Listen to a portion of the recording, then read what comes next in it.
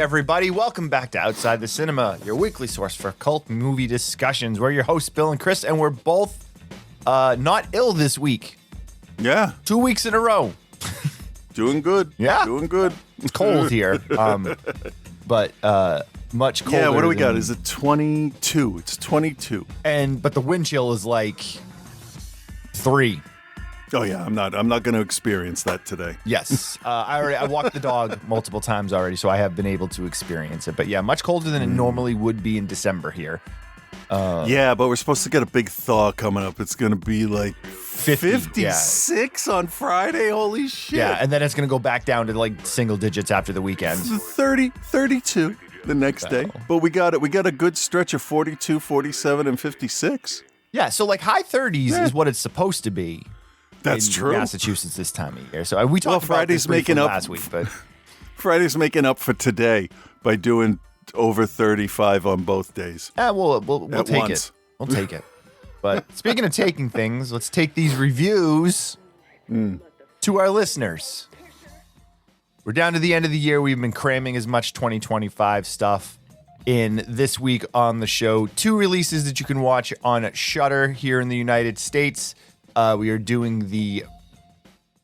It's not a prequel because it's a sequel, but like Hellhouse LLC Lineage, which is the first in the series to be a straight narrative without the found footage, and it takes some liberties, and we'll get into it when we. It does. Get into it. I get a feeling you and I might fall on different sides of the fence on that one. I don't know. I remember watching the first one and I'm like, wow, these people they put together something kind of good. And it's the story. Okay. We'll get to it. Go ahead. Yeah, we'll get to it. I stopped myself. That's fine. We'll get to it in like 3 or 4 minutes. We'll be there. Yeah. And the other one is a French / was it Luxembourg Film Council, I think, had money in this too? Like, either way, this is a Euro crime spy Polizia homage called Reflection in a Dead Diamond. It's available on Shudder here in the States. Really wacky, interesting homage film that I can't speak for you, but I'm looking forward to talking about it at least. Should be an interesting discussion because it is something different for sure. All right, speaking of things that are different, let's get this. Well, actually, no. Let's get the stuff that we talk about every week out of the way. Join the Patreon if you haven't already. Patreon.com/outside the cinema. That is what keeps the show alive. That pays the bills that the show makes. Because in order to be able to do the things that we do, it does cost money. We have to host the show. We have to have equipment to do the show. We have to have a hosting. I just said that. We have to have an internet provider. We have to have all these things plus different software and whatever we need to run the show. And none of that is free. So it does cost us, and we use the Patreon money that we generate to take care of those fees. So this show does not cost Chris or I anything out of our pocket. And it pretty much does. It pretty much does, unless there's like a big purchase that ends up having to be made, like a computer goes or something like that. That's a different story. But like, we can replace cables, we can replace microphones. Chris gets the good hand-me-downs when we get good deals on new stuff. Oh yeah, I like that. Yeah, it works out great. I have to say too, with the company Rode, the mixer I have has that front 3.5 jack. Yep, it's the old version of the older version of the Rodecaster Pro. Yeah, and I wrote to them and said, "Hey, this piece is loose. It's missing a piece. Can I buy?" I always ask first, "Can I buy a replacement?" Right. Most of the time, if it's a bolt or something, they'll be like, "Here you go. Good customer service." Right. And they had asked me, "Okay, well, do you have the receipt? Blah blah blah." And I wrote back and said, I basically explained it quickly, like we replaced this one with a newer one from you guys, so I get this, and the person that has the receipt is currently in the hospital being operated on. And they wrote back and they're like, no problem. Here's 2 of them. Nice. And they gave me those little plastic rings in the front. And they had no reason. All I did was take a picture of it and like show the serial number and stuff. So I wasn't like cheating them or anything. Right. But like, I was happy with their level of customer service. You don't get a lot of decent. I don't feel like I get a lot of decent customer service now. No, Rode is a company that I've always had really good luck with their stuff. Yeah. I've never actually had to deal. Actually, no, that's not true. I did have to deal with their customer service when this board was acting weird. Remember when the that one button, right? The one button. Like, they sent me some stuff how to reset it, and I haven't really had the issue since. So, I've had really. They're an Australian company, correct? Rode. I don't know. I mean, I know they've got a base here, but I think Rode's an Australian company, if I'm not mistaken. But yeah, no, you know what? Love their stuff. I use the microphone. I get the microphone arm now. I use their cables. Like, my headphones are Rode. Like, I buy all of the stuff the same company now to make sure it all works. Oh yeah, because it's all engineered to sound best. I actually probably should give you. I have an extra one of these Rode pod mics that I should probably just give you because I don't use it. So. Okay. I can just whenever I see you, which could be never or soon. Not going to argue that. Never or soon. Right. Yeah. But yeah, so the Patreon. Yeah, what were we saying? Yeah, the Patreon takes care of all that stuff. If you like the show, you listen and you want to help us out and support us, that's the best way to do it. Patreon.com/outside the cinema. Chris has Spectopia Arts. Why don't you give everyone an update? I'm assuming Christmas shipping is probably past at this point, but if you get money for Christmas. Where can you spend it? That is true. If you get money for Christmas, after Christmas, because we are on fucking point with our timing on stuff here, right? Yeah, this is sarcasm. We're not. We're doing things as we can do them, as the ideas come to us. And my biggest issue was, how do I get the rest of the artwork, the Star Wars stuff, comic books, political? I want to put that out there too and see what people. What latches on, right? For sure. But like, I want Spectopia to be its own little wholesome thing, its own little world. And at the time, that was the most concrete idea that we had out of the 2, original versus copy. I'll call it copied work because I'm copying somebody else's ideas. Right. So you're not copying; you're inspired by. Yeah, unless it's a direct photorealistic digital painting of Greedo, which I never in my life thought I could do. I was very happy with myself.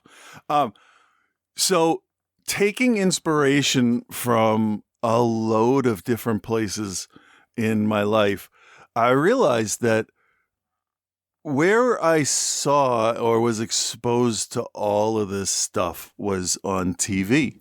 That was the major influx of media in the house. You get magazines and stuff, but TV was still faster.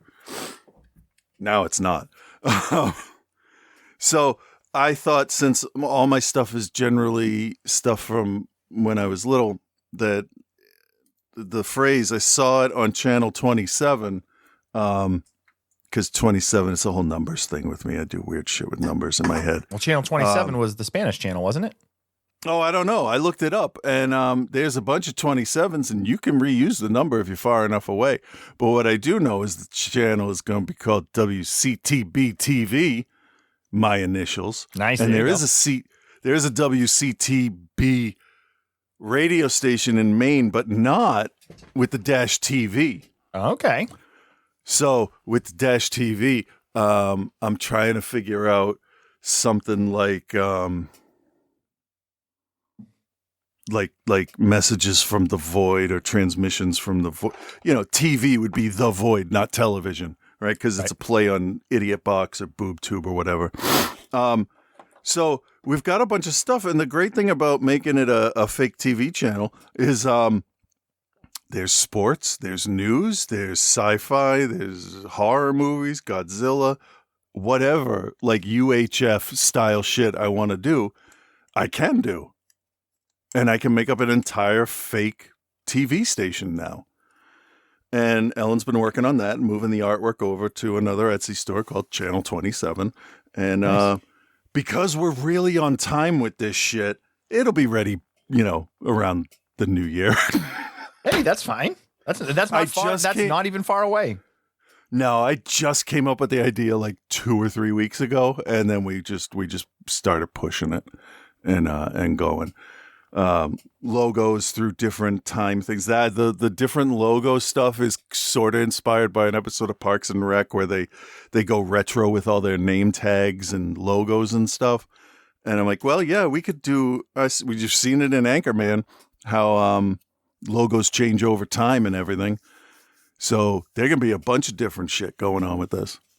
Nice. So to confirm, yeah, Channel 27 here in the Boston market was or is, I think, still currently, if you're on broadcast, which Outa is WUTF Unimas Boston out of Worcester. Okay. Digital channel 19, virtual channel 27. And it looks. Yeah, we've been looking up a lot of this stuff, and the one thing it seems like you can't do is reuse call numbers, right, or call letters within the same range. This went off. Actually, I'm sorry. They went off the air in 2017. So they're not currently on the air anymore. My idea is good, but that's why we added the W. Yeah. I mean, it's obviously going to be fake because it's going to have different call letters after it, which then the TV and the Channel 27 differentiates it from the one up in Maine, and we just got to keep it all legal. And I asked a bunch of questions, and I'm sure, got the answers I needed. So, but Channel 27 here actually holds a dear place in my heart, not because of my Spanish speaking technique, because it's very not good, as I learned at the quinceañera I attended on Friday night, which is a whole other story. That maybe I'll get into, maybe I won't. I don't know. Okay. Okay. But that's on Saturday evenings. They would play at I think midnight. They were the ECW wrestling station because it was all paid programming. It was syndicated ECW, so they'd be on at midnight on Channel 27. Huh. And that's where I discovered ECW wrestling. Wow. Interesting. Yeah, not bad. I didn't think we had a 27 around here. Well, when I was little, we did. It was 38, 25, 56, 44. And 64, 66 maybe? Well, yeah, there was 66 that was the music video station for a little while. Yeah. V66, which is a really great documentary about. It is. Oh, hey, something weird about that, because I know we really want to jump in and talk about this stuff today. When I went and got my job at, what was it? WGBH, which stands for Great Blue Hills, by the way, in case anybody was wondering. That's where the transmitting stations are on the Blue Hills. So that's why they have those call letters. I never knew why. I met a guy who I had already met, who was the director of that documentary about V66. Oh, yeah. I remember you telling me that. That was so weird. Yeah, because I had to go in shock. Yeah, I had to go into his office to do a show from there because all the other stations were being used. And I saw the thing on the wall, the documentary thing, and I'm like, I know that guy. And then he emailed me about some work thing a couple days later, and I'm like, hey, and he remembered us. So that was nice. Cool. Yeah. Alrighty, let's move into the stuff now. Obviously, Scott and Joe will be by later in the show for their weekly segments, but we're going to start with Hellhouse Lineage. This is a series that we've covered all of it, haven't we? I don't think, did we do the one with the two girls that go to the Carmichael mansion? I feel like we did. Last year. I know I've watched it, but yeah, we've done them all. So why do you need a Catholic priest? About 2 years ago, I started investigating the deaths of the Carmichael family. The lineage of all these people leads back to a smashed pickup truck along Route 103 in 1989. You want to exorcise the Carmichael. Our family's killed that poor girl. Now we're forced to pay the price for it. Everyone in that truck was eventually hunted down. They're all going to be punished. You still haven't told me everything that happened to you at the Abaddon Hotel. Whatever was in that hotel, it's out now.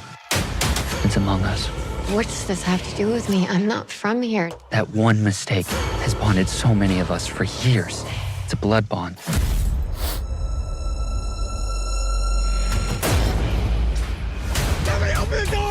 In In that vanished abode, there far apart, on that disused, forgotten road, night comes. The black bats tumble and dart. By the power of our Lord Jesus Christ, We can dine here. They're coming for you. God the Son commands you.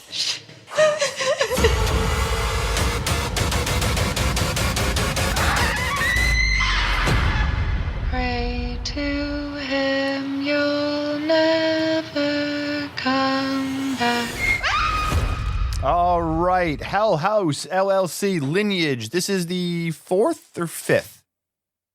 1, 2, 3, 4, 5. It's at least fifth. Because there's the 3 Hell House movies, and then there's the Carmichael Manor, and then there's this. Yes. Okay. Although Cognetti did do another one called like 825 something or other street, and I don't think it's related, but it did have the star of this one. Yeah, in 825 Forest Road. That's it. Yeah. I don't believe But I don't it's- think that's related, or Yeah. maybe it will be later. But no, she I don't plays think a at this different point there's no character. relation to it. Mm. And this is supposedly the final film in the Hell House It's not. series. It's not. We saw the end of that. Did you see the end of I this? saw the end of it, which is why I was so confused when I heard that it was the final film. Yeah. All right. Well, either way, it is written and directed It's by not. It's the final film so far. written and directed by Steve Cognetti, who is one of the creators of the original Hell House LLC films. They hit a number of years ago with the found footage style pseudo documentary, and this is one of the series that honestly out of the gate really did it very well. They created their world, they lived within their expectations, they lived within their rules, and created a really creepy, set of films to start, especially the first and the second one. I thought were super, super effective and good films with characters that you like the people you're supposed to like, you dislike the people you're supposed to like.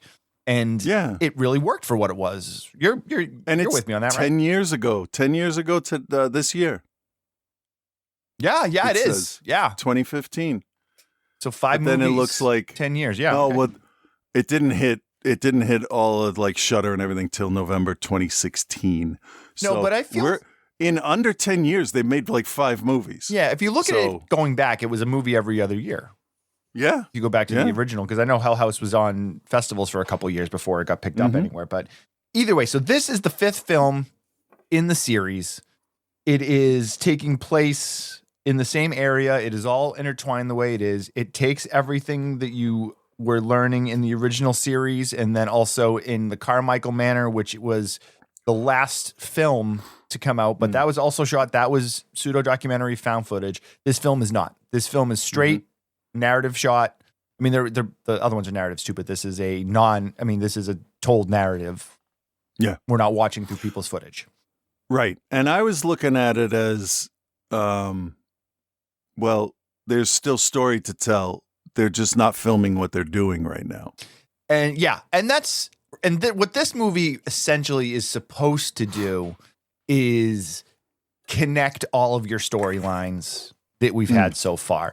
The stuff from Hell House, the stuff, the hotel, the stuff from the Carmichael, the stuff from the fair, all of those pieces of legend are being brought together into this film called Lineage, which makes complete sense. Through the clowns, the 2 clowns are like the linchpin of the whole of all the movies because they're in all of them. Correct. And so with so many other, or I shouldn't say so, as with so many other found footage series, whether it's Paranormal Activity, Grave Encounters, maybe not so Grave Encounters is only the 2 films, but any of the extended, Wreck is another perfect example. Wreck 4, was it Wreck 4 or Wreck 3? That took 3, because 4 was on the ship right after the world had basically just gone to hell. Right, and did that go back to found footage? I only saw that once, and I don't remember it. I remember. Obviously, Wreck 1 is a all-time classic. One of my favorite horror films. Not taking out the found footage aesthetic. It's one of my favorite horror movies ever. And I thought the second one was, aliens to alien, but still told in the same point of view, pseudo doc style, found footage style that we get in the first one. And then the third one threw everyone because it starts off in found footage and then turns into a straight film narrative. Yeah, because don't they drop the camera at some point? Yeah, because it's the one that takes place at the wedding. Yeah. I need to watch that one again. I think I remember enjoying most of that. Yeah, I think I want Joe to cover that series. Okay. So, do you want to throw Quarantine in on top of it?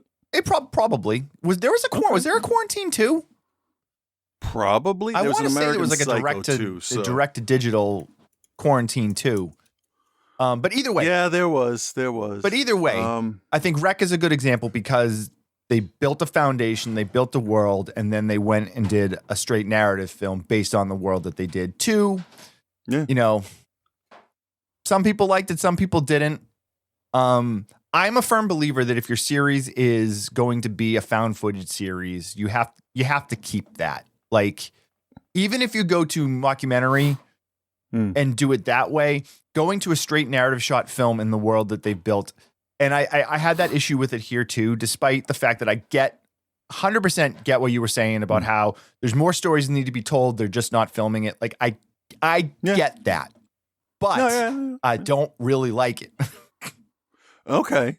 I'm more okay not saying with anything it. about the film itself. Right. But the idea of you built this amazing world using this found footage, cinema verite look to it. Yeah. And then it's, now, and this is just kind of, and I could be completely wrong. I'm a filmmaker now, so I need to make a well shot narrative with a cinematographer. Like it probably got nothing to do with Steve Gagnetti. Every interview I've seen with him, he seems like a good dude, and I think he's just like, all right, I've only made found footage, but this is what I can do. Right, but it's also That's that double and triple dipping back into the same well. Like he did that other film we were just talking about, 25. Whatever it was, and I don't know if I watched that. I didn't watch it, but nobody talked about it. Like you didn't hear anything about it, so because nobody can remember the name. Well, I don't remember the name because I had never really heard about it. Oh well, that's fair, yeah. But it's the same thing that we see filmmakers. I'm sorry to interrupt. I just want to say this. No, go ahead. It's the same thing where filmmakers get caught up in their own shit, and I think Adam Green is a perfect example of this, where he made Hatchet and everybody fucking loved it. He made Hatchet 2 and everybody fucking loved it. He tried to step back. Nothing wrong with that. He stepped back from Hatchet 3 and let somebody else direct it, and he hated that somebody else directed it. But then he also went on did Digging Up the Marrow. I'm getting there. In between, right? I'm getting there. Oh, okay. So I wasn't sure of the time. He'd also done Frozen in there, which people loved, but it didn't necessarily do great. And then I did see it on a couple of lists recently that I watched. Oh, it's great. I rewatched it a couple of years ago. It holds up really good. But then he made Digging Up the Marrow, which was a faux documentary type thing, and nobody really cared. So then he went back and after he had essentially killed off Victor Crowley, and you'll hear more about Hatchet later in the show because that's what Joe's covering this week. He went back and made Victor Crowley, which is terrible. That's what I heard. It's terrible. I didn't watch. As an Adam Green fan, like it's real bad. It's real cheap. It's real and he hasn't made something since. How long ago was that? 5 years now, maybe. Huh. Okay. Maybe 5 years. But that's kind of how I look at kind of what Steve Cognetti's doing here, whereas he made something else, nobody cared. Well, I'm going to go back to Hellhouse, but I don't want to make another found footage film. You know what I mean? To be fair, though, the Hellhouse story hadn't been as definitively finished that's fair. As Crowley was. The one thing I was thinking is what I appreciate in this more than in Rec 3 is that it started off as a straight, normal narrative story. It didn't change halfway through.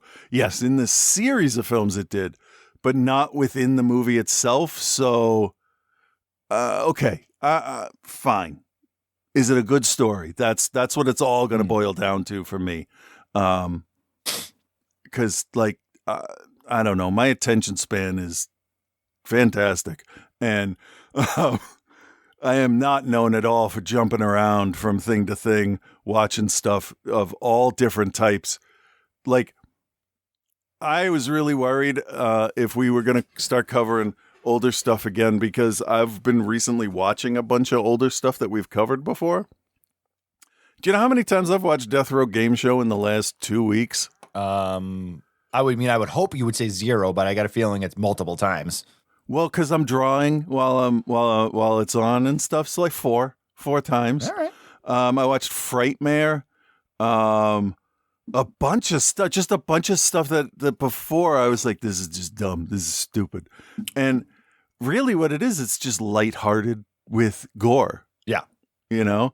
And this series sort of started off a little bit lighthearted with the whole haunted house crew and their jokes. My favorite line in the whole series of all of the movies is when they're talking about that one guy in Satan's cabin. And they're like, yeah, you got that guy with that accent. It was like, yeah, welcome to Satan's cabin. And like, that's goofy, right? And then it goes through and it changes as the audience, gets used to everything going on and it gets serious. But I forgot what my point was. I hate that. It's all right. What? So this was a slow transition. It wasn't a jarring like, hey, this one's going to be a fucking cartoon. Less jarring than that Kill Bill part where with Oren Ishii. Changing over to animation. I mean, we all knew that was going to happen because, like, we were all hip and with it at the time. Hip and with it. But still, like, anytime you change, like, even for you, if you change the camera or the color grading, like, people are going to notice now. It's, I don't know. I don't know what I was saying. That's okay. I really don't. It makes sense. Here. Reset yourself. I have to apologize to people that listen to the show. Let me explain. So now that I know how I'm wired and how I work, what I try to do while I talk is to think about staying on topic. But what eventually ends up happening is this Mississippi River Delta of thoughts happens. And I don't know when I start a sentence. I know where I want to end up in the general area, but I don't have a path to get there usually. So I'm doing it as I go along. And as I'm trying to think of things, like each little thought of should I go here branches out into 15 other things. And I have to be super focused and have it thought out beforehand to get that like specific and not lose my train of thought. I'm not getting old. It's just the medicine is now exposing my my short term memory issues. Because like I can still sit there with my kids and be like, yeah, that was like that time that you pulled a Sandra Bullock's kid's character from Gravity and you fell in by the third set of windows in your elementary school yard on the side that doesn't get any sun. It was a Tuesday because I was at work. It was about 3:00. And like, I remember that shit. I know what show, like Ellen and I went to see our first like 7 movies back in the early 80s. But I can't keep track of a conversation sometimes if I'm trying to Jeff Winger my point into everything here. No, but that makes sense. I do the same thing. I'm trying not to on the level you do, it. but like I do the same thing. Whereas like something I've talked about a million times. Yeah. And I'll forget what it's called. Like, oh yeah. I'm like, yeah. The thing, we would put bread in it. Sometimes we'll make bagels in it and it cooks them. And then a toaster. Yeah. Yeah. That's why that when Ultron did that, when he's like, oh, what are they? Little people, and he can't think of children, right? And it's like, yeah, because you're thinking so far. Ultron is thinking so far outside of what we could comprehend because he's a computer, right? That like, yeah, you're gonna forget the regular words, I guess, or lose your way when you're getting to a point, which I do a lot. And I'm learning every time we do a show though. I think I get to the point where I realize, yeah, I don't know what I'm saying anymore. A lot faster each time. So this is anybody having any kind of mental health issues. This is me in real time on the show week to week trying to learn how to be a functional human being again. It's fine, dude. You usually remember though. You usually get back to it. You'll like Lose your train of thought, and then 5 minutes later, you'd be like, oh, okay, here's what I meant. Yeah. It used to really just, like, if you go back and listen to shows, there'll be times where I will just end it with, fucking, I don't know, because I've forgotten what my point was.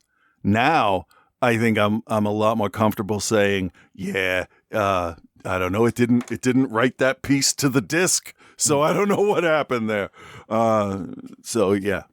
Okay. I don't know. Well, let's get back into this then. Thank you. I needed to talk about that because I don't really talk about it that much, and it's good because when you talk about how your brain works out loud, sometimes you realize shit you never knew. You make me want to have a softer, wetter brain, Chris. More wrinkles, right? Yeah. So, okay, getting back into the Hellhouse saga. Oh yeah, we had Hellhouse 3, which was Lake of Fire, which was abysmal. I love the cheese in that one. Andrew Tully is just a walking wheel of Gouda in that. He's great. He's so terrible of an actor. It's great. Which was then followed up by The Carmichael Manor, which was another side of this same story. Which had one of the best terrified screams in the opening I've heard in a very long time. I like Carmichael Manor much more than I like Lake of Fire. I really did not like Lake of Fire. I can definitely see that. That one got a little basic. Well, good versus evil. And it actually has a number of the problems with that I have with this movie too, which we'll get to momentarily. We haven't even talked about this one yet. But so this film starts off with Vanessa. She is the survivor of Hellhouse 2. I believe she was. I thought it was 3. She was there with Wynn, wasn't she, in 3? Yes, you're correct. 3. But she was in 2 remember some also, things. I think. I'm going to check. Check. I can't Either way, remember. She's a survivor. She has come back to the town where she now runs and owns a bar. And she's drawn back. She doesn't know why she's drawn back, but she's having all of these nightmares where she's in the house and she's in the hotel and she's in these different places. And, she's seeing things in her sleep. And then also one of the other people that was a survivor, he's there, he's seeing things. He's going to the same therapist and there's all this kind of weird stuff going on. So the film is essentially her trying to deal with it while also working with Alicia Calvani, who was also, I want to say, she was in there somewhere prior to this, I want to say. But she's what was her name again? She played the Alicia, Sarah Sawaka. Okay. She was like the YouTube personality or like the TV personality that wants to do the story. Right. Yep. So you've got all of these people that were loosely involved or directly involved with the previous things. Now we're bringing the Carmichael Manor stuff into this because we kind of get a rundown of kind of how it all started at the Carmichael Manor, and how they go back to the. So if you haven't seen the previous films in the series, none of this is going to make any sense. It's definitely building on the story, which is good and bad because you can get deep into the theory, but you also can't kind of jump into this if you haven't seen the other ones. And that's true. The sign of a really good, movie that's in a series is that you can watch it without the previous films and get enough of it to enjoy it. I don't think if you haven't seen the other Hellhouse films, you can't just jump into this because none of it'll make sense. It would definitely be a different watching experience to watch them in more of a I mean, this is before and after the last and first film, because you have some of the it's split up to the family. But yeah, no, I want to be able to find a way to argue that point, but like you can watch Empire Strikes Back or Wrath of Khan. I didn't know who Khan was actually when I saw Star Trek 2 in the theater because I was like 8. So, but it didn't matter. Yeah, no, you're right. I think that depending on the film series, like not Dune, other than that, fine. But like they make Dune or Wicked or the multi-part stuff, Harry Potter, even that you can kind of jump in the middle.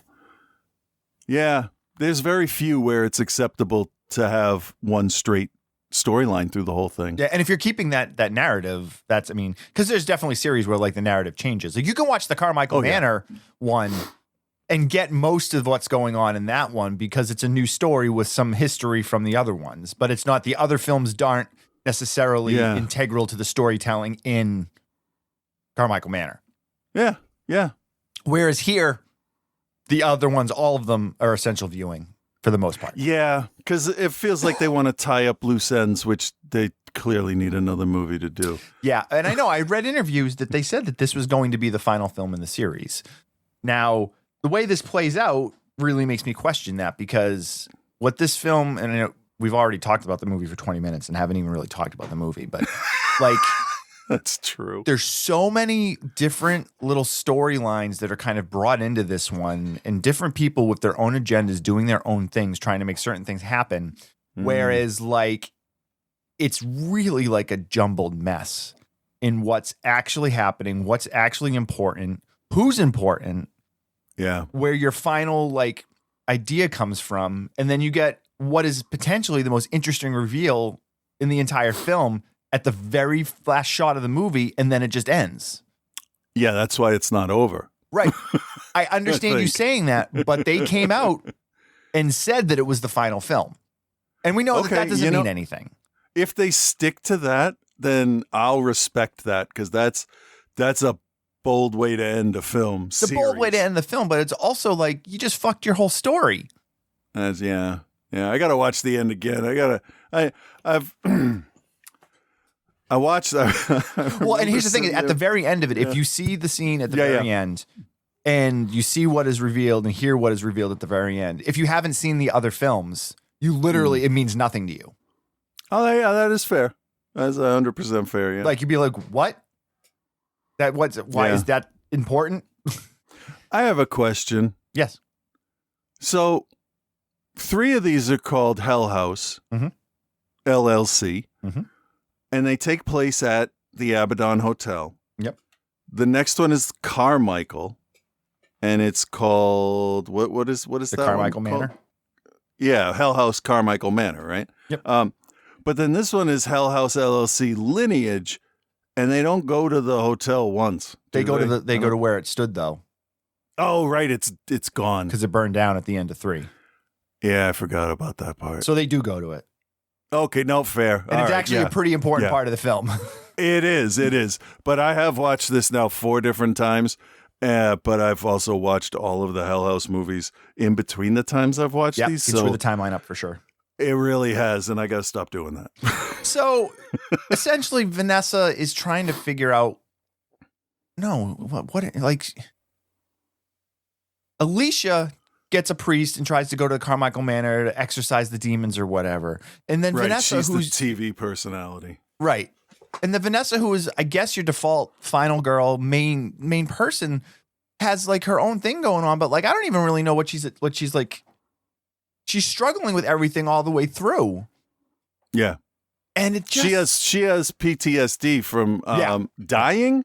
Is that canonically like true? Did she die? Because they tell her, you look good for a dead person. And I'm like, is she a ghost? What the fuck is going on? No, I here? think she like, but she died for a minute. Yeah. They brought her back to like CPR or whatever. Yeah.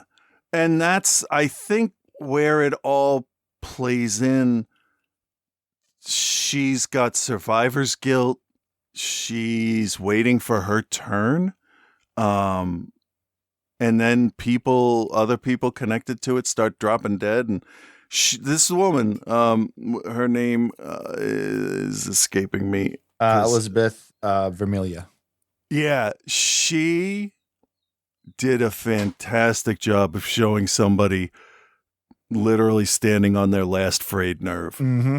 I thought she was absolutely fantastic, and she should get much more credit than I know she will for showing somebody that is just they've wasted away. Like, she looks emaciated compared to the last time we saw her. She's got a great look, and that carried a lot of it for me because she took it seriously. like Michael Caine in the Muppet Christmas Carol. Like, she's all in. I have trauma from fucking demons and ghosts, and I gotta give the movie a little bit of credit for exploring that, because movies like this don't. It's always like, hey, you made it. Good for you. Let's go have a party and drink J&B and go to the Italian countryside with absolutely no sense of urgency. And oh, that's the next movie. No, I'm kidding. Yep. But this was like this felt more like and I'm not saying it's on the level of it, but it went from Resident Evil style boo to like Jacob's Ladder psychological trauma, and I appreciate that. That shows that the actors, the writer, everybody's matured and they're getting better at what they do. I like that part of it. I don't know what I was saying initially, but I went with that. Okay. But I'm not arguing your points. I'm just No, I know that. It's really tough to talk about anything without ruining it, and I don't want to ruin it for anyone that hasn't seen it yet that is a fan of the series, because, for example, I hadn't watched it yet and I'm a fan of the series, so like but I have a lot of issues with this, and I have a lot of issues with the storytelling. I have a lot of issues with the way they try to tie up loose ends, which actually just makes things more confusing than they actually were to start. I'm like, yeah, it feels like they simplify it too much. Yeah, but then other things they make needlessly complicated. Yeah, it's like maybe the stuff that the writers knew more about was more complicated, but the generalized stuff that they don't have a lot of experience in was a little more broad, and that could definitely play on, how you're absorbing the movie. Like, is this so simple of a concept in this movie because I don't get it, or do I get it too much? Like, but then it's like, why is this section of it so braided into itself that it doesn't need to be? And I mean, that it definitely could be a writing experience type thing, or lack of ideas. I don't know. That's weird. I think part of it too, and Cognetti, one of the things he did say that did bother me was how when he said they were stepping away from the found footage to make, and this is a direct quote from him, a real movie. Bothers me because you've been incredibly successful within that found footage genre, and it's a style of filmmaking now. So to kind of be like, oh well, now I'm going to make a real movie, and then have it suck on top of it. Like, let me ask you this though: who is he talking to? It was just an interview with I don't know who the interview was with, but it was just a regular mainstream, because people hear found footage, they don't want to go see it, but I'll watch a regular movie. Yeah, we'll see. We'll see. All right, let's grade this one. No, so that's what I think he was going at. I think he's not talking to us, his audience. I think he's talking to a broader, please more people watch my stuff because I'm proud of it kind of thing. Maybe. I'm in a generous mood today. Well, I get the feeling your grade will be much more generous than mine then. Okay, Hellhouse, LLC, Lineage, Chris. Do you recommend, and what is your grade? All right. Yeah, I've recommended all of them, and this one is not the worst in the series, so I'm gonna recommend this one too. Our main girl, our main woman, Elizabeth Amelia. Yeah, absolutely fantastic. She's the best actor maybe in the whole series, and I think they did a good job picking up her story there. Again, the settings were good. The switch from found to not to third person is it's a noticeable difference in picture. I'm going to say quality, but that's not enough. I mean, like the feel of it, the warmth, how bright is it? Can you see the characters? Are is it Oasis of the Zombies? That kind of thing. And it's shown that that everybody involved, they can make a normal, regular looking horror movie. So good. but I think that their eye for sets and locations is also really, really good. Yeah. I never once doubted that was a real hotel in upstate New York or wherever it was. They were an hour outside of Manhattan. I'm not sure I like how things are resolved, what the story is. It's a little aggravating because rich people just do whatever the fuck they want. But this give him more money, man. Let him make more movies because they're competent. And that sounds like an underhanded compliment. But we see a lot of people, maybe a movie we covered recently where, yeah, you know how to set up cameras and light a room, but if your movie has no ideas or script and it's just two people sharing inside jokes with each other, that's not how you do it. This actually has story and characters and like people you remember. Yeah, like I remember. I will always remember the devil's character, whatever it is. You know, I'm not going to remember right now. I will always remember, but not right now. I was going to say cabin, but I wanted it to be wrong. I forget. I already said it once. I'm good. So, like, this is going to sound terrible too. Like the Bad Ben series, it just keeps chugging along, and none of them are terrible. The comparing it to Bad Ben only because like he'll get an idea for a movie and then film it in his house, and then it's on Amazon, and it's like fantastic. You made another haunted house with your security cameras, and hey, that's his thing. That's what and this follows the same amount of quality that like the original one has. It goes through. I'm all for shit getting better, getting worse as you go along. No. You have to get better, and this does.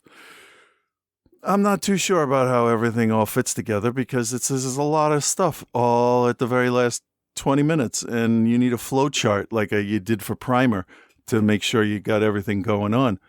But the things that they do fall back on, like Abaddon Eyes, which is sort of a throwaway thing, I believe in the second movie, it really becomes a thing here, and it can't be found footage because of the way it plays with people's psyches and what they see.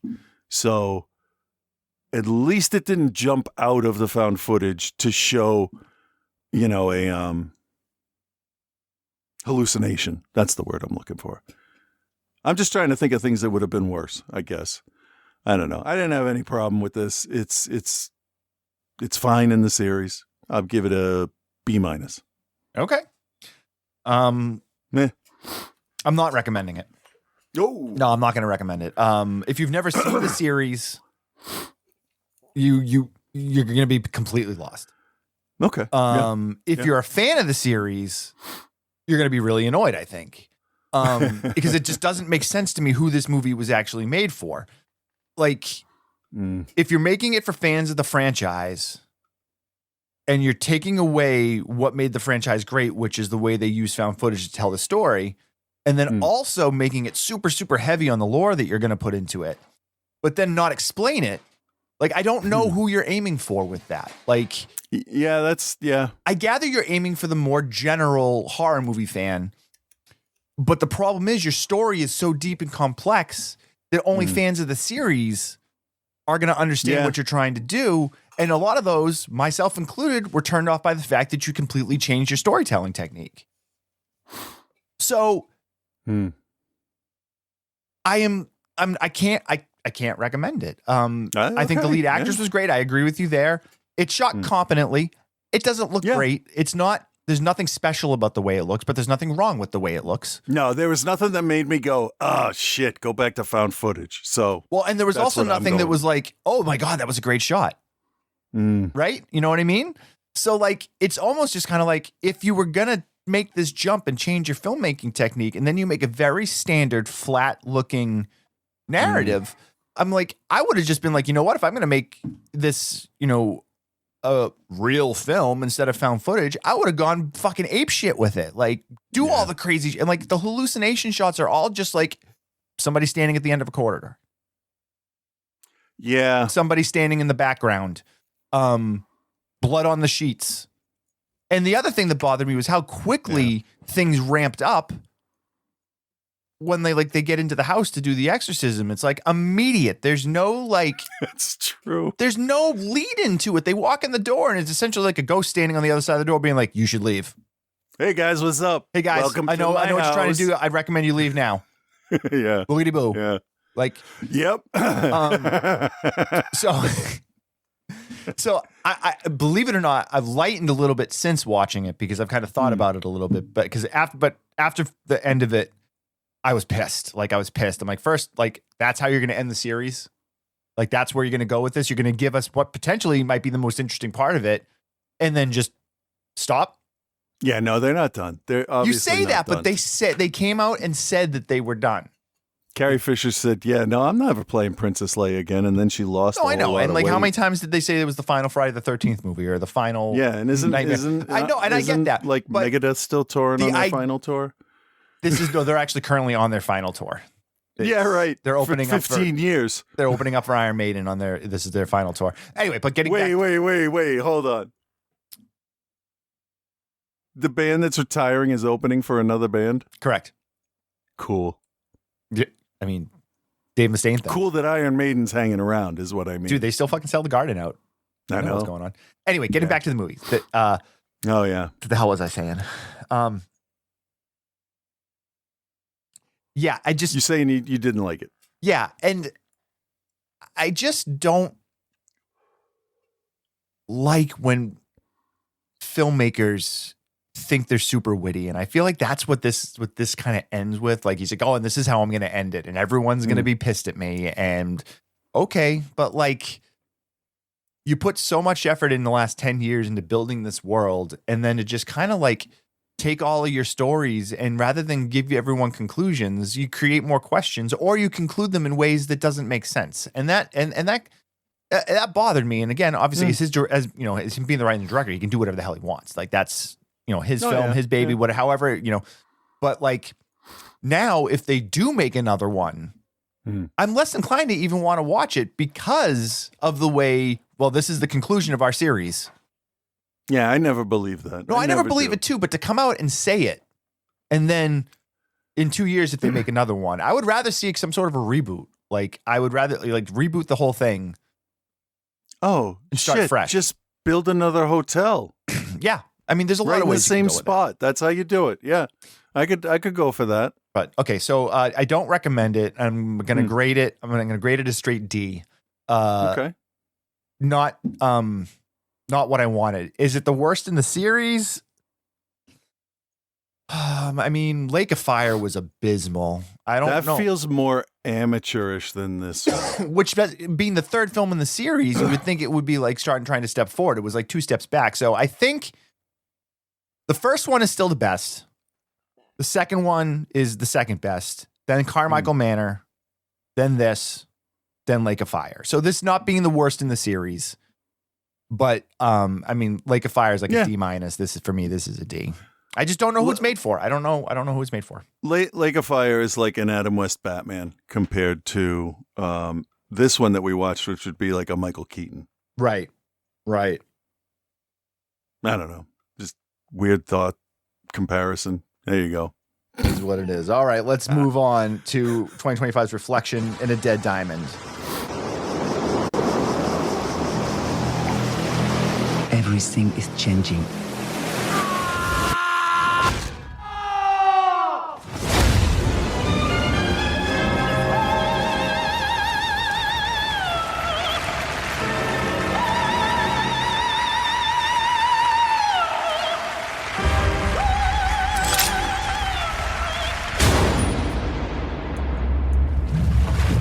Félicitations, John.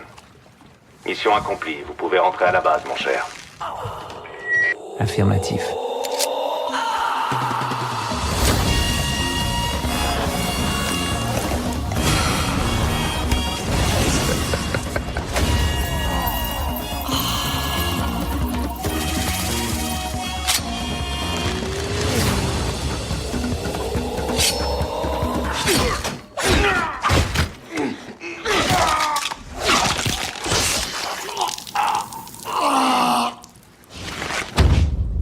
Smile.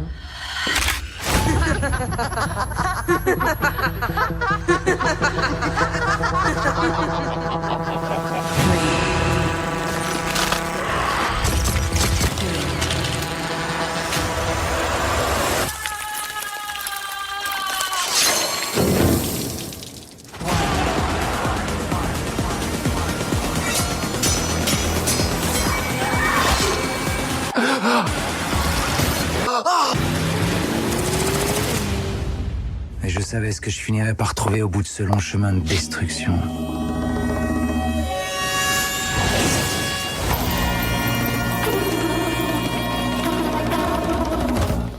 All right, Reflection in a Dead Diamond, written and directed by Helena Carter and Bruno Ferranzi. Bruno Ferranzi is best known probably as the director of Let the Corpses Tan from 2017, and also The Strange Color of Your Tears from 2013. Well, they definitely pull an homage to the cover art for Let the Corpses Tan in the middle of this. Yep. And also he directed Amir too, didn't he? Don't know. I think he did. Not answering that one. I don't know. I feel like this guy Bruno Ferranzi, he's the guy. Well, I mean, it's him and Honekatu direct everything together. So let me make So they directed Amir together. They directed Let the Corpses Tan together, 2017. Strange Color of Your Tears, and then they also did a ABCs of Death together. Oh, okay. So yeah, they are the team behind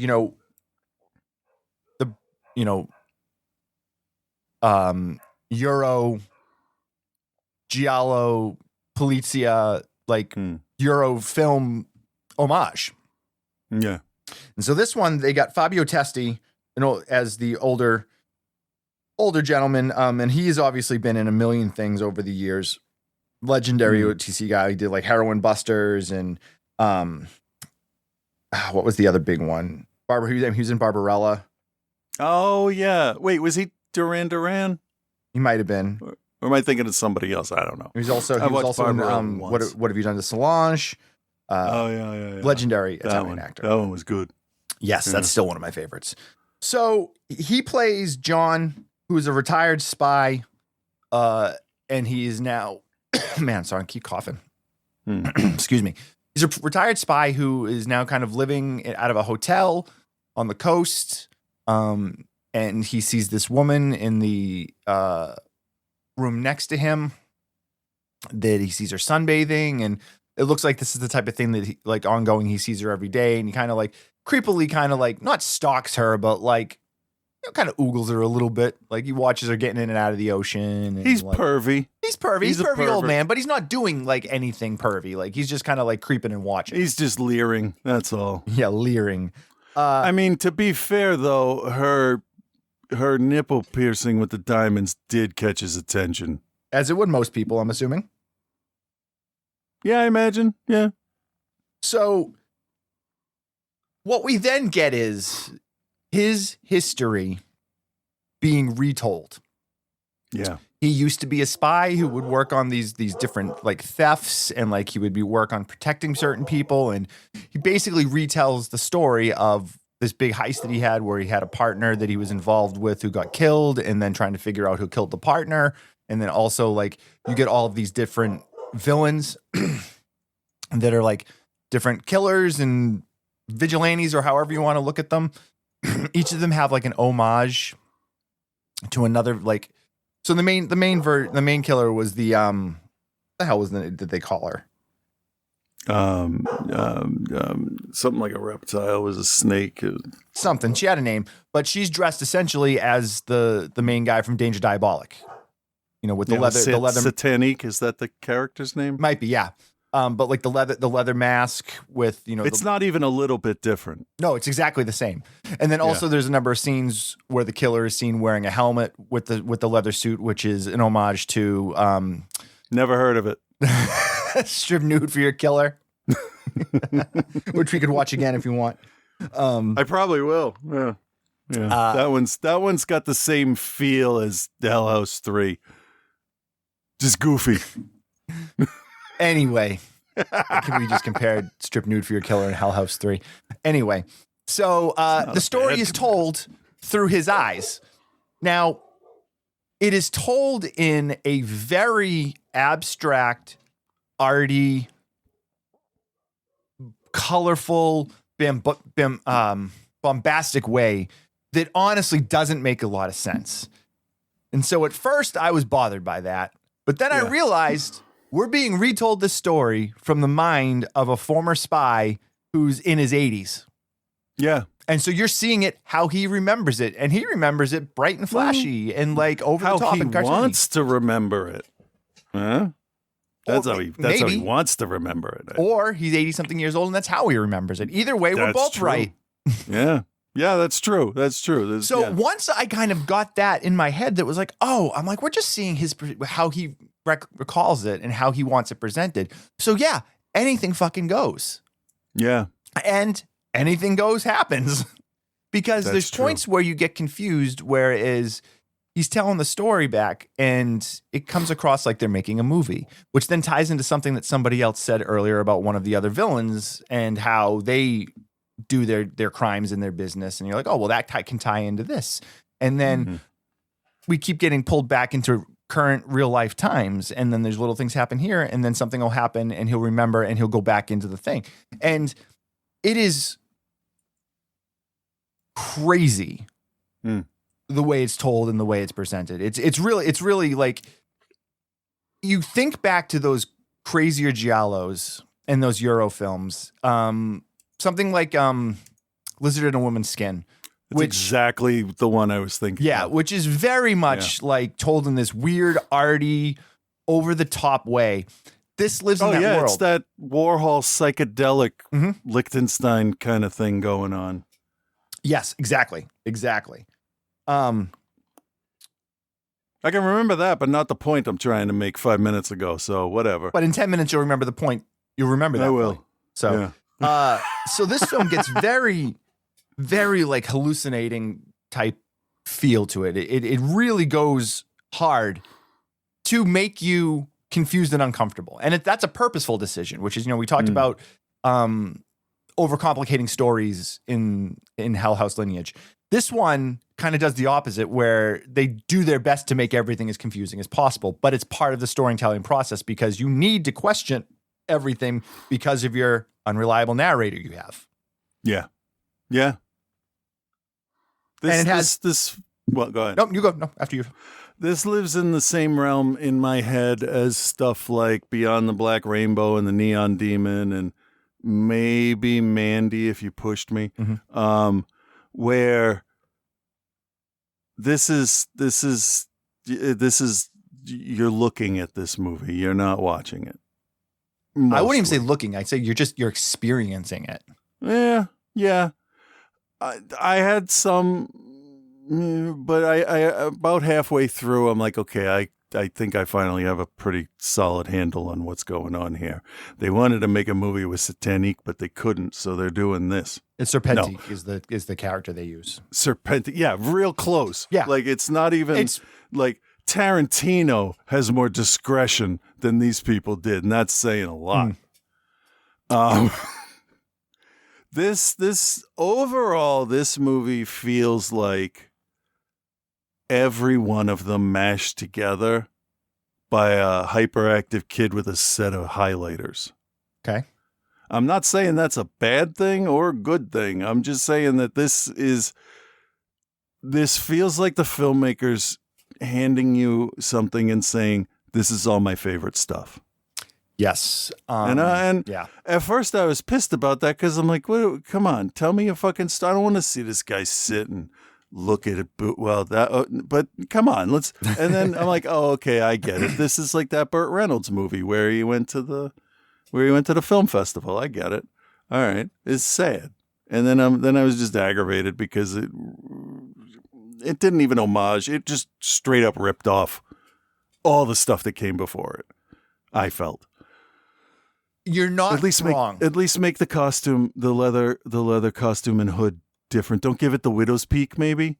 Have it look a little bit different. You're not wrong, man. You're really not. But it didn't bother me because it was shouting out things that don't normally get shouted out. That's true. And you're that only might going be to- why it doesn't piss me off. It's just a little aggravation. You only get those references if you've seen those movies. You know what I mean? Like if you've never seen Lizard in a Woman's Skin, you wouldn't make a combination. Danger Diabolic is the one because like that poster is very famous. But even if you haven't seen that, like you're not necessarily going to put 2 and 2 together either. And if you're not a fan of those like Euro spy films from this time period, the whole thing is going to be lost on you because this, unlike so many films we've seen that are trying to live in that 70s, early 80s aesthetic, this film feels like it's from that period. It doesn't feel like somebody copying that period. Like you could have told me that this film was made in like 82 and I might be inclined to buy it because there's nothing that's too crazy.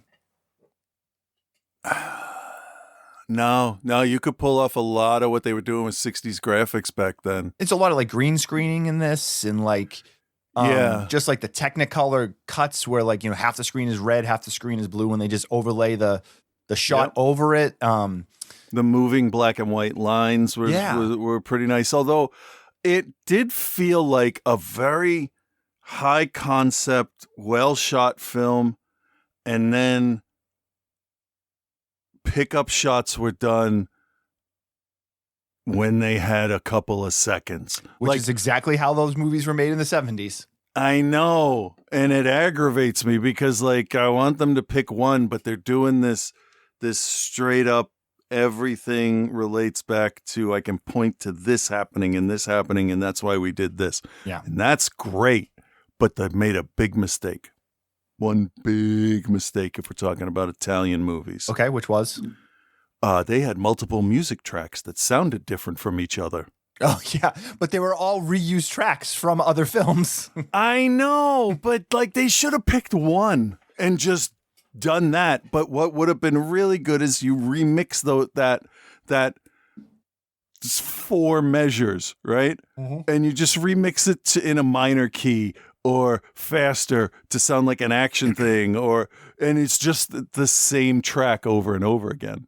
Yeah, no, because that's what I remember the most about the movies because like we watch them dubbed. So sorry, not dubbed. We watch them the other one with the words, with the letters flying around on the screen, with the little letters.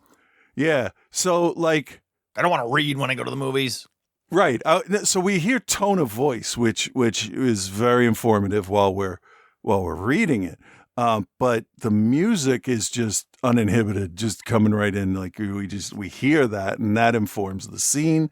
And when it's the same piece of music over and over again, it's infuriating. But like, they only play it when it matches what it's like it's a theme. So it's like, oh, here's the murder theme. Let's go. Right. And they put in too much music for it to be authentic.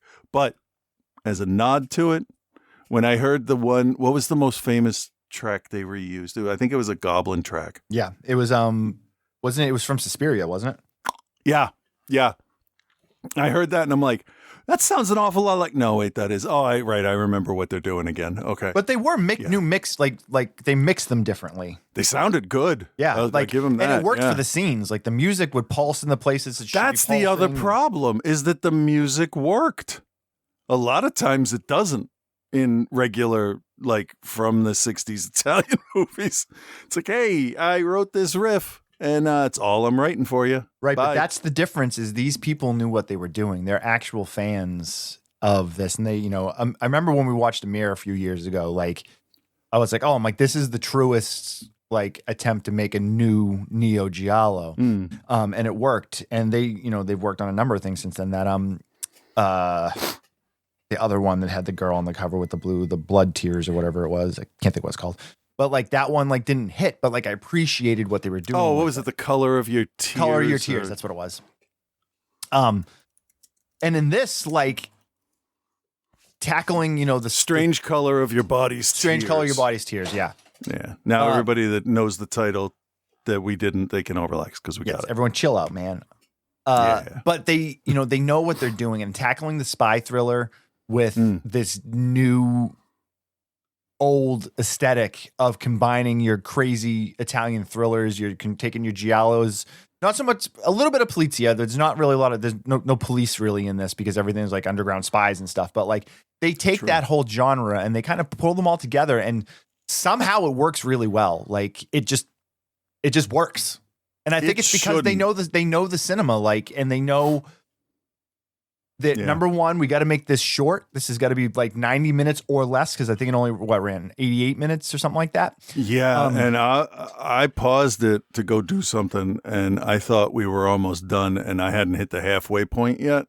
Oh, okay. So it feels long. Oh, see, it didn't feel long to me. Well, it may feel long to some people, is what I was going to correct myself to. Because in the beginning, I'm really like focused in, and I'm trying to. There are a bunch of actors here that, to me, kind of all look the same. The men, basically.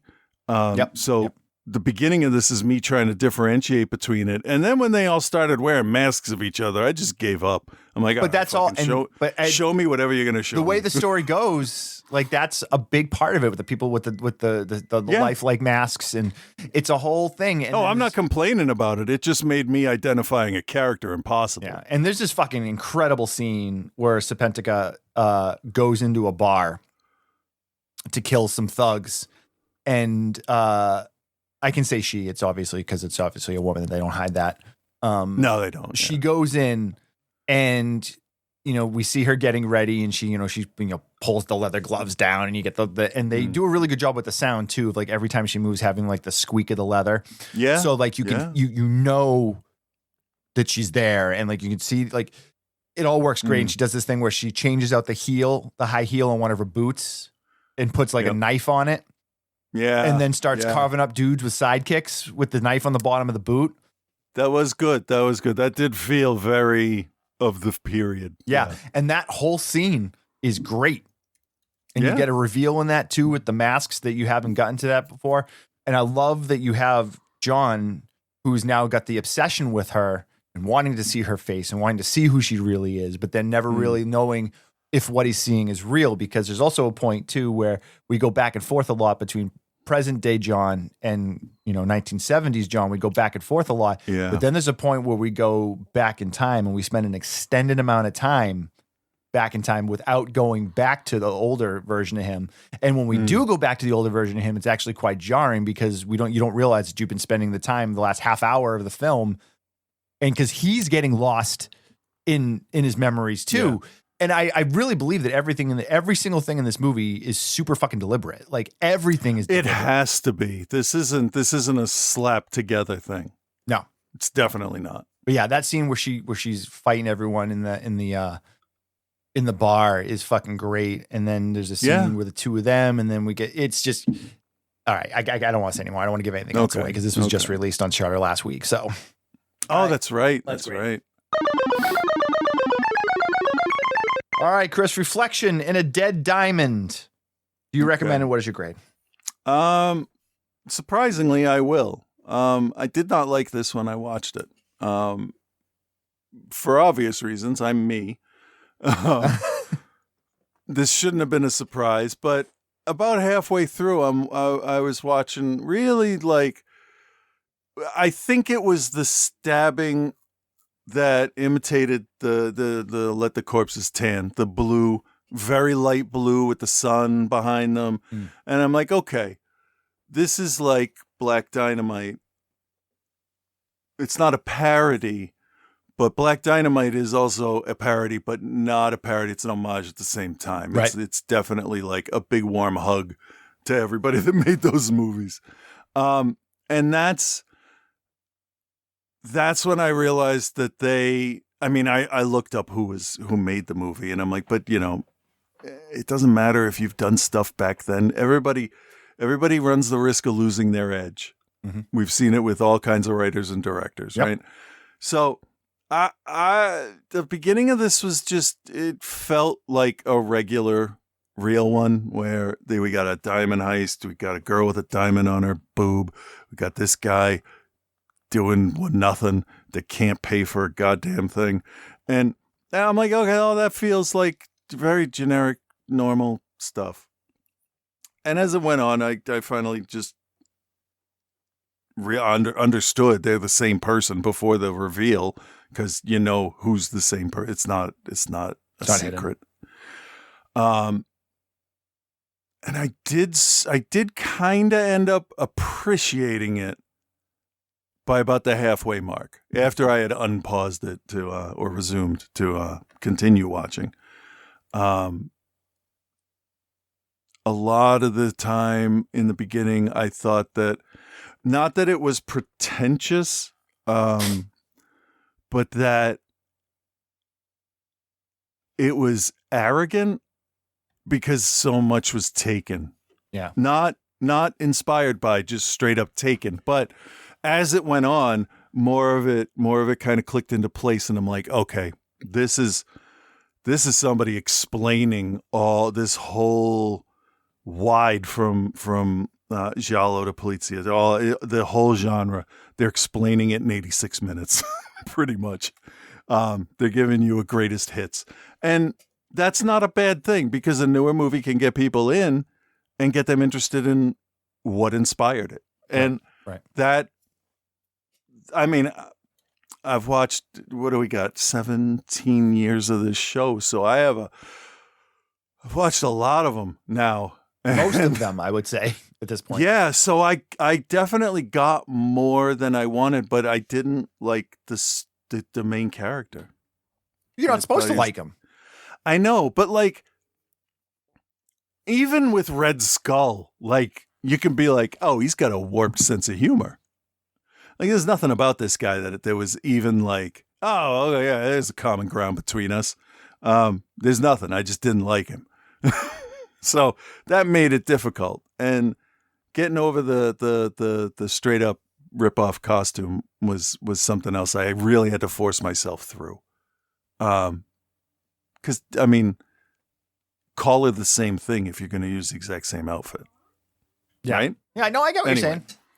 So there was a lot of conflict in my head about this one. This is why this is taking longer, because this one actually is still difficult for me to think about, because it's not close to a genre I go to on a regular basis. I'm not a huge fan of true crime or situations where people are put on duress or extorted or blackmailed. Sometimes if it's comedy, that's fine. But like gang stuff, no, it just takes me way out of my comfort zone. So I was gonna give this a D- and just not recommend it. But I'm not talking about the entire genre of old films. I'm talking about this one.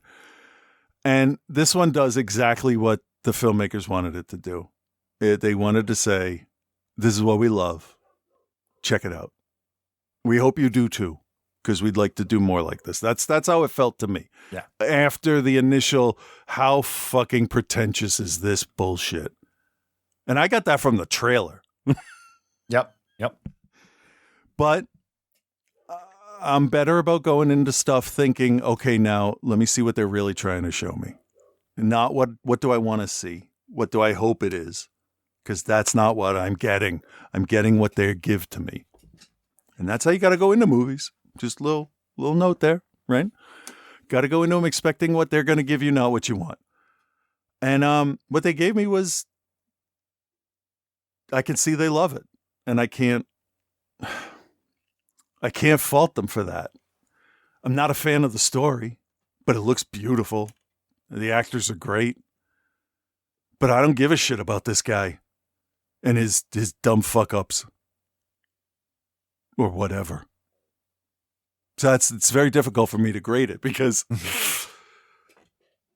it's a B+ for like well made. But as far as the characters go, this is like, let's Final Destination them quicker. So I don't know what to do with this one. I've been thinking about this one a lot too. All right. As you can, that's most of what I've been thinking. Fuck, I'll just go with a B-. Okay. And this is not my kind of movie, but it is a good, well-made movie. Okay. Okay, then my turn. This is 100% my kind of movie. Yes. This is the stuff I love. if you've spent any time with our show, you know that I'm just such a sucker for the Euro stuff, especially the Italian giallos and that realm of films. And I feel like this is one of, if not the best kind of homage I've seen to those things. And I don't have a problem with them using things that are directly lifted, because I feel like if it's going to turn somebody onto those films by showing how much they love it, that they want to include it in their film, I'm okay with it, because it's done. Plus, it's been decades since it's been referenced. Yeah, and it's done in a way that just it does the original stuff justice. You know what I mean? Like, it's not That's thrown true, in. yeah. It's not a throwaway. It's an integral part of the story that actually means something. So I'm obviously going to recommend it, with the caveat of you have to kind of at least understand, you know, Italian and Euro 70 cinema to get into this. Unlike with Lineage, I think that you could jump into this not knowing a lot about those films, but your enjoyment might be hindered because it is pretty out there. Yeah, it is pretty out there. It's daring you to like it. Yeah, it's definitely, you know, when people talk about art over substance, this is a film that, you know, is definitely art over substance. I knew we would agree on that point. Yeah, where you said how like you didn't feel with the characters and stuff. I'm glad that I didn't like the characters, because it made everything kind of going the way that it went more palatable to me, because I'm like, well, yeah, that's probably what should happen. To be fair, when I say like, I don't mean like I want to hang out with them. No, I mean like there's nothing in their character that I can see as encouraging me to want to see them succeed in what they're doing. Right. And that worked for me, because I didn't want to see them succeed. Okay. Like, that's like, I'm like, okay, yeah, no, you hit me in the right here. I'm like, I don't care if this guy figures out what's going on, because the things he's done in the past don't deserve for him to be, you know, get his retribution or whatever. And I really, it worked. And I can say that this is one of my favorite films I've seen this year. I really, really, really enjoyed it. And I'm going to give it an A-, because I really loved it. And if you're into this stuff, I would highly recommend it too, because there is just some really, really awesome visuals in here. And some of the kill scenes that they do are obviously ramped way up over like a regular spy thriller. The gore is way more competent. And it looks great. Like, it looks great. There's no CG blood or almost out of place in that style of movie, but nope, you got some nice digital stuff going on there too for the saturation and the lighting and everything. So it all works. It all works. works together. Highly recommended. It's available on Shudder. Yep. Cool. Speaking of highly recommend, what does Joe say after revisiting the first in the Hatchet series? Well, hello, Bill. Hello, Chris. And hello, OTC Nation. It's your boy Joe here, and this week Bill took me to the Louisiana Bayou. He made me watch Hatchet. This marks one of those rare instances where I've seen every movie in a franchise that Bill makes me watch. If memory serves, the fourth one was one of the most disappointing, low effort, we all got excited until we watched it, botched horror movies in recent history. Back in the day, I was a nerd for completion, and I could not abide watching only a few movies from a franchise or reading only a book or two in a series. You get the point. If it wasn't complete, it would be like a nagging memory that distracts you from your day, or a rash in an annoying area that won't heal quickly. But then I got diagnosed and medicated for ADHD, and it's a whole new world. Nice. Yeah. I don't have to waste my time on bullshit I don't want to. I can do a Friday the 13th marathon over a weekend and skip parts 7 and 8 if I want to. I probably won't want to, but the option is on the table, and that wasn't a thing before. I fully realize that I'm both not alone in that behavior, but also there's something dramatically wrong with my brain sometimes. But, you know, it'd be like that. Let's talk about Adam Green for a moment. There's obvious love for the genre there and flashes of real, unique talent. I don't know why that was funny. But I'm sorry, at the end of the day, he's a great example of why some bars need to be set a little higher. He's got pretty short. How high are we going? Enthusiasm of a big kid, but also the same level of consistency of a big kid. I mean, Po Buddy's nerfed, and who am I to dunk on Adam Green? But look at his IMDb. There's maybe 5 things on there I want to watch, and 3 of them are Hatchet films.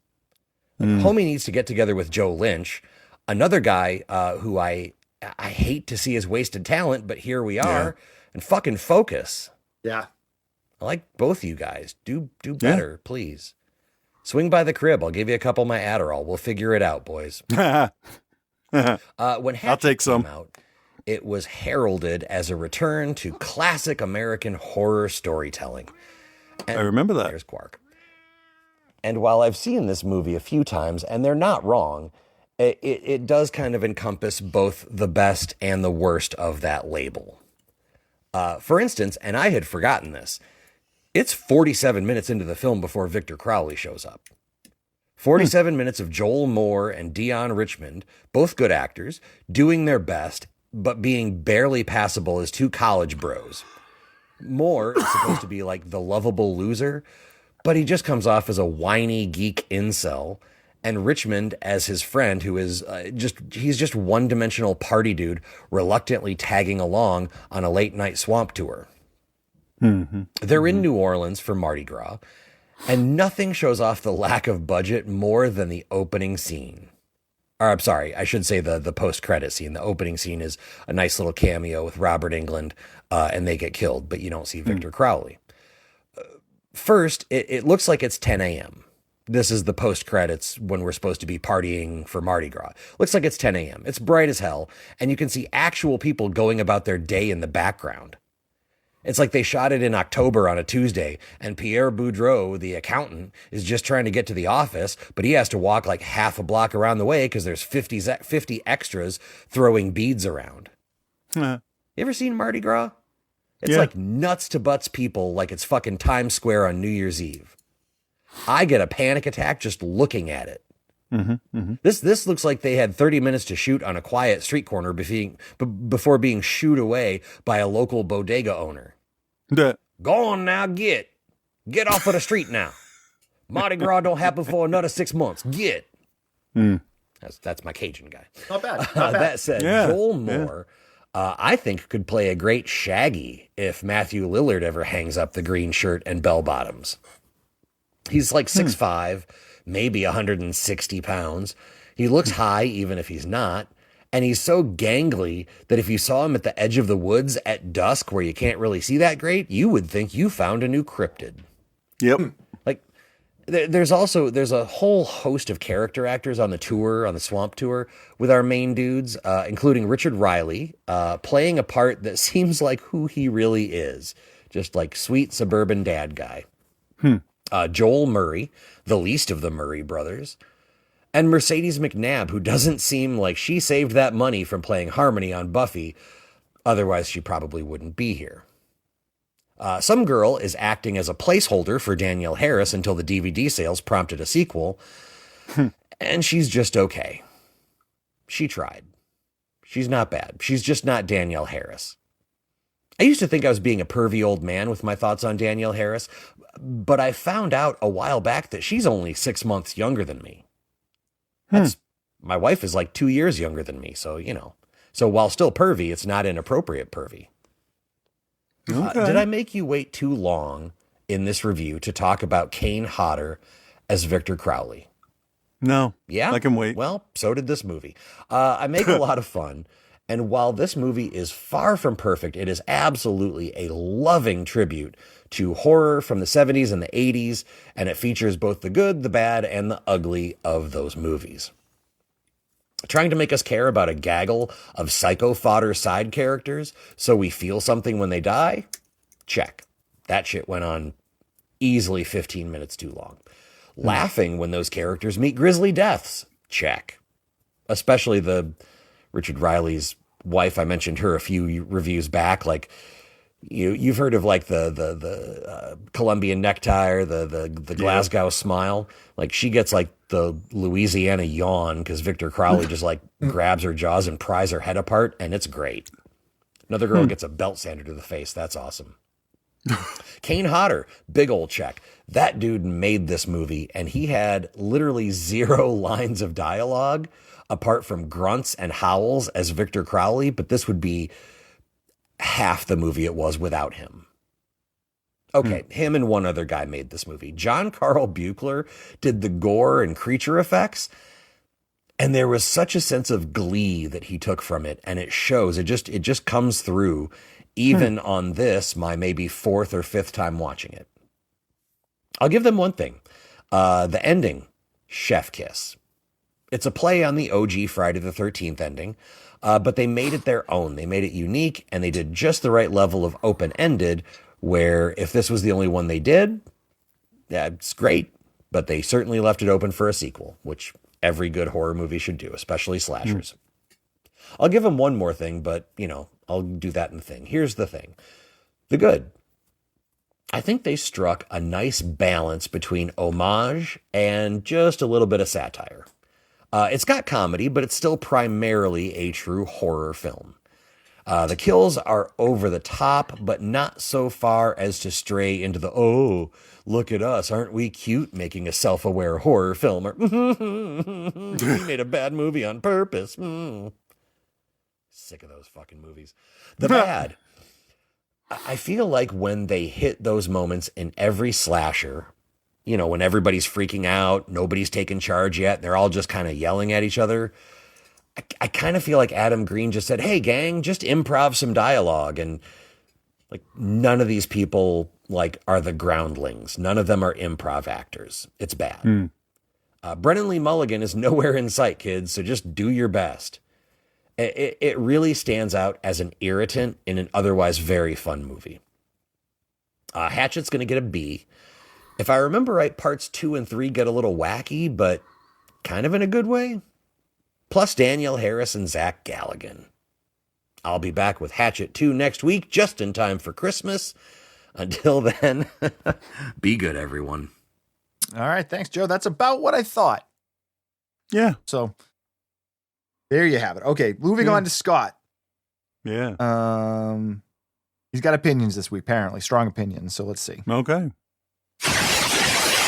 2 weeks ago on the show, I was talking about how I got a cold, so if I don't sound fully there.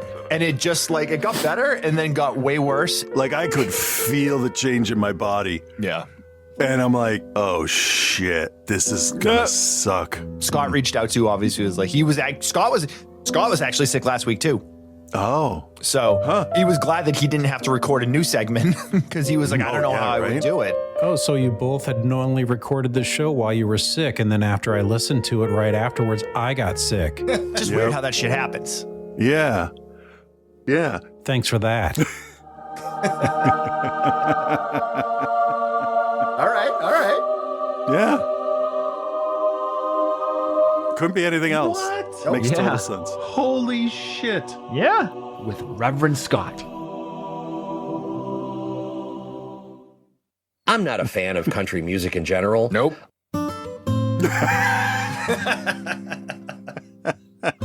Hey there, Bill and Chris. This is Reverend Scott. Good for you.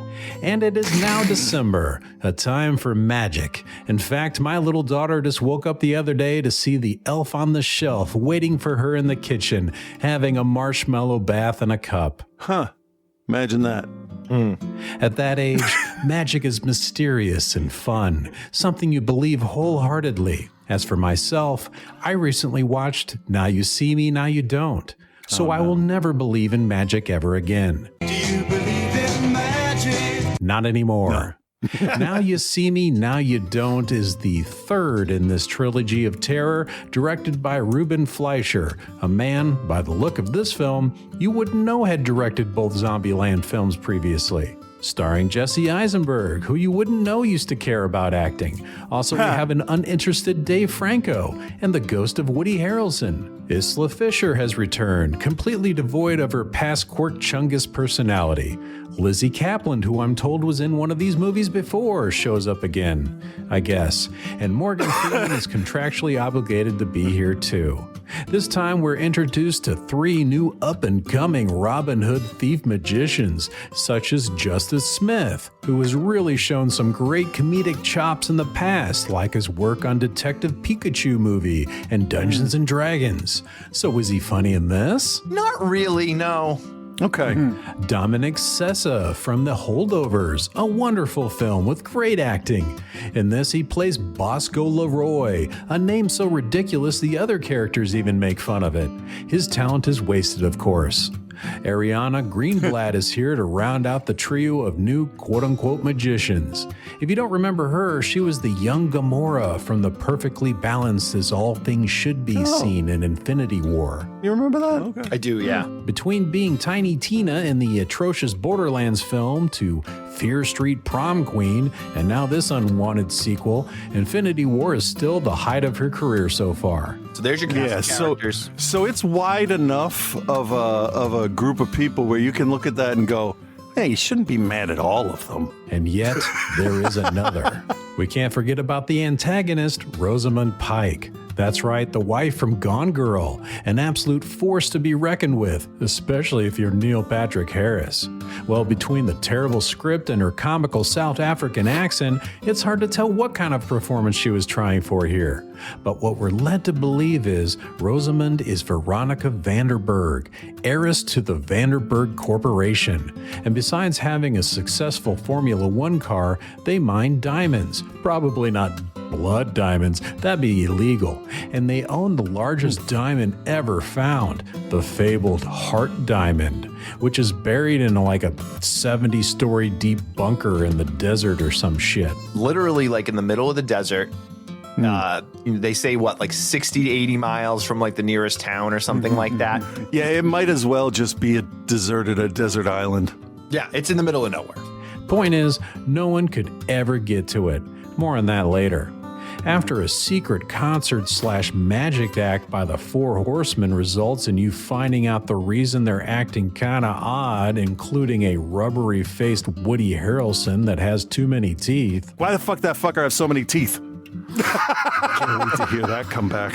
We soon find out they're actually just holograms on some plastic sheets, all orchestrated by the trio of new magicians. And no one seemed to notice.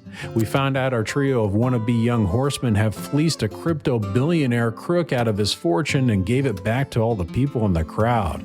Well, that gets the attention of the real horseman, namely Daniel Atlas. They make fun of his name too, don't worry. After receiving a mysterious tarot card from the Eye, Atlas informs the Magic Kid trio that they will be helping him steal the Heart Diamond from Veronica Vanderberg because she is evil and that'll show her. It's not clear what the point of the robbery is exactly, but the diamond will be on display for the first time in like 400 years at some private muckety-muck party, and they're gonna seize this opportunity. Which seems risky and stupid, but what can you do? I'm not into it, but yeah, I would absolutely go. Oh yeah, there's no question. Meanwhile, Veronica also gets a phone call from a mysterious voice saying they have proof of her crimes, and she needs to give the diamond to mysterious voice guy or they'll expose her. She basically tells them, fuck you, and then is visibly upset about it later. I guess she believes the voice? You're right, but you're also wrong. Who knows? Who cares? The tarot cards somehow bring all the horsemen together, including the one you forgot about from part 2, and they all go to a house to look at some old magic shit and a bunch of trick rooms like you'd see in a science museum. Like, just reached out to them, plucked them from their lives, and brought them to this place. We're treated to one of the most cringy, round-robin, one-up each other, now-you-see-me style magic scenes where it's all CGI anyway, so I don't know who they think are being impressed with this magic in a $90 million movie. But hey, this is probably how these freaks communicate with each other or something. No, I don't think so. That's just the way, that was just their way of life. After that thankfully ends, they go get to talk to the emotionless robot resembling Morgan Freeman. They explore the house, splitting up in pairs to visit various rooms, which I'm sure is totally necessary to the film and not to pad the runtime at all. Hey, let's go hang out for 5 minutes. No. No, I'm busy. Meanwhile, Veronica has the local cops that are in her pocket go show up at the house to arrest the group, only for hilarious antics to ensue as all the same people that visited the trick rooms retreat to the exact same rooms again to use their newfound trick room knowledge to try and escape the police. Oh, we just saw an upside down room. We'll lose them in there. Oh, we just saw the mere funhouse room. We'll lose them in there. It's not predictable at all. At the end of the day, the ghosts of Woody, Dave Franco, and young Gamora are caught and go to jail, where Lizzie Kaplan shows up in a very not convincing old woman makeup and fakes her entire arm falling off in a pool of blood in order to get time alone by the holding cells of the other horsemen in order to break them out. If that sounds stupid, I assure you, it's much dumber when you see it. Of course, the other horsemen don't really question her about her antics. Like, there's this weird thing, but we still got shit to do, so let's go. And then we have the heist itself. And I usually don't like to spoil stuff, but I'm going to spoil stuff in hopes that you've never watched this, Drek. Yeah, there's a point he'll get to where even I'm not comfortable with it. And, that didn't pay off, but... So the heist involves replacing a famous photographer and his crew to get access to the photo shoot with Veronica and the giant diamond to clumsily pull the old switcheroo, only to have Veronica still end up getting her hands on the diamond again anyway, and leave all but one of the horsemen in a tank filling with sand. Unfortunately, they lived through that. Fuck everybody. Ultimately, the mysterious caller gets the diamond from Veronica, only to find out that it's just Justice Smith doing another bad South African accent, but then he stops doing it later. He says he's Veronica's illegitimate half-brother from her father and the maid, and was thought to have died in the same car crash that killed the maid when he was just a baby, and now this all matters somehow, seeing how he's younger than her, so likely has no claim to the company or the diamond anyway. Oh, that's what this was about? That's not really... not hitting the way I wanted it to. That was awful. Not to mention the stupidity of Justice Smith and all the horsemen going through this super risky and dangerous heist only for him to just blackmail her into giving the diamond to him anyway. Doesn't make any fucking sense. I don't know. Anyway, the horsemen win. Much sappy bad dialogue happens. A hologram of Mark Ruffalo shows up to remind you how bad he was in Mickey 17, and thankfully it ends, the viewers being much worse off in the process. I have an existential crisis going on. Yeah. So overall, I highly recommend Now You See Me, Now You Don't. The magic is super believable. The acting is top notch. The dialogue and script are in a class of their own, and I definitely won't forget about this movie in a week.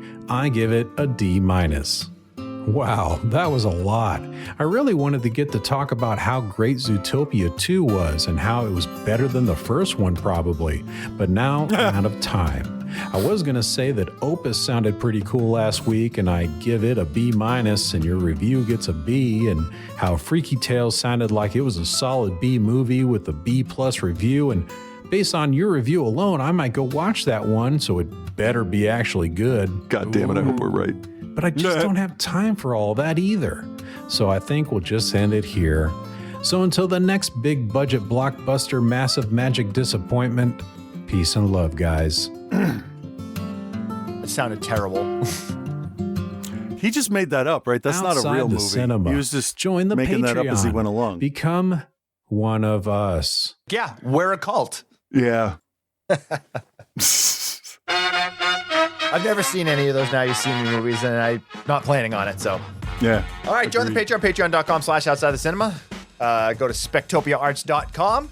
Yep. Check Chris and I out on Instagram at OTCBill at Cthulhu. You can follow us there. We got a Facebook group. If you still use Facebook, God bless you. Yeah. We got one more week of 2025 stuff before we give our top 10 list. So Chris and I next week we're gonna do a real cram. We're each gonna try to watch a number of different 2025 flicks to kind of give you like rapid fire reviews next week, and then we'll do the list in between Christmas and New Year's. Yep. So cool. Thanks for hanging out with us, and we'll talk to you soon. Yeah. Bye. Those girls know what it's all about for sure. Surrounded by secret boyfriends, petty jealousies, lesbian game.